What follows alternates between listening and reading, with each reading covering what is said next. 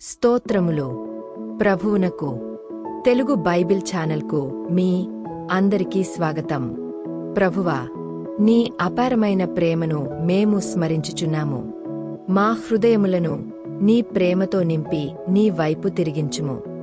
యేసయ్యా, పశ్చాత్తాపముతో నీ దగ్గరకు వచ్చినట్లు మాకు సహాయం చేయుము. నీ కృపలో మమ్మల్ని నిలిపి నీ మార్గములో నడిపించుము. కీర్తనల గ్రంథము 66వ అధ్యాయం 10వ వచనం నుండి 20వ వచనాల వరకు. దేవా, నీవు మమ్మును పరిశీలించియున్నావు. వెండిని నిర్మలము చేయురీతిగా మమ్మును నిర్మలులను చేసియున్నావు. నీవు బందిగృహములో మమ్ము ఉంచితివి. మా నడుముల మీద గొప్ప భారము పెట్టితివి. నరులు మా నెత్తిమీద ఎక్కునట్లు చేసితివి. మేము నిప్పులలోనూ నీళ్లలోనూ పడితిమి. అయినను నీవు సమృద్ధిగల చోటికి మమ్ము రప్పించియున్నావు. దహనబలులను తీసుకొని నేను నీ మందిరములోనికి వచ్చెదను.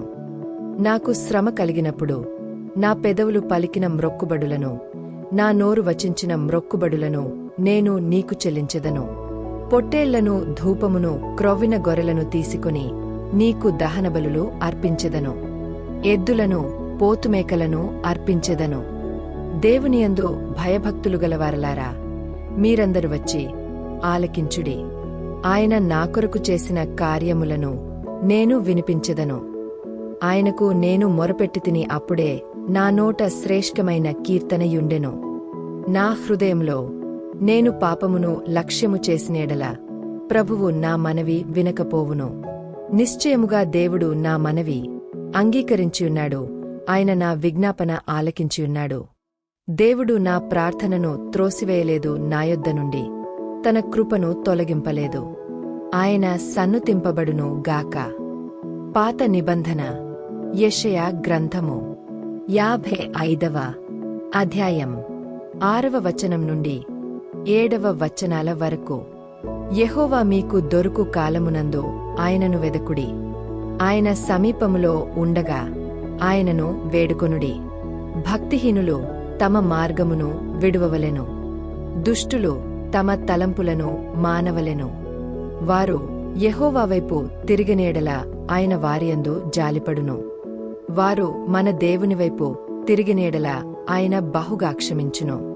కొత్త నిబంధన లూకా సువార్త 3వ అధ్యాయం 17వ వచనం నుండి 19వ వచనాల వరకు. ఆయన చేట ఆయన చేతిలోనున్నది. ఆయన తన కళ్ళమును బాగుగా శుభ్రము చేసి తన కొట్టులో గోధుమలు పోసి ఆరని అగ్నితో పొట్టు కాల్చివేయనని అందరితో చెప్పెను.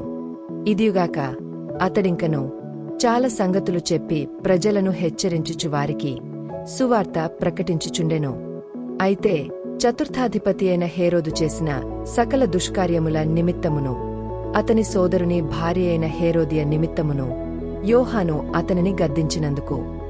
వాక్య సందేశం. దేవుడు మనలను ప్రేమతో పిలుస్తున్నాడు. ఆయన దగ్గరకు తిరిగిరావాలని కోరుతున్నాడు. పశ్చాత్తాపం ద్వారా మన జీవితం మారుతుంది. క్రీస్తు ప్రేమ మనలను శుద్ధి చేసి కొత్త జీవితం ఇస్తుంది. ముగింపు ప్రార్థన. ప్రభువా, నీ ప్రేమను అంగీకరించి మారిన జీవితం మాకు అనుగ్రహించుము. మా హృదయములు నీ చిత్తానుసారం నడుచునట్లు మమ్మల్ని నడిపించుము. యేసు నామములో ప్రార్థించుచున్నాము. ఆమేన్. ఈ వీడియోలో యూట్యూబ్ యొక్క కొత్త ఫీచర్ అయిన క్విజ్ కూడా ఉంది. మీరు తప్పకుండా ప్రయత్నించండి. ఈ వాక్యం మీ హృదయాన్ని బలపరిస్తే లైక్ చేయండి, షేర్ చేయండి మరియు మా తెలుగు బైబిల్ ఛానల్ను సబ్స్క్రైబ్ చేయండి. యూట్యూబ్ మీరు తదుపరి వీడియోను ఇష్టపడతారని భావిస్తుంది. దయచేసి చూడండి మరియు మీ ప్రార్థన, అభ్యర్థనను మాతో పంచుకోండి.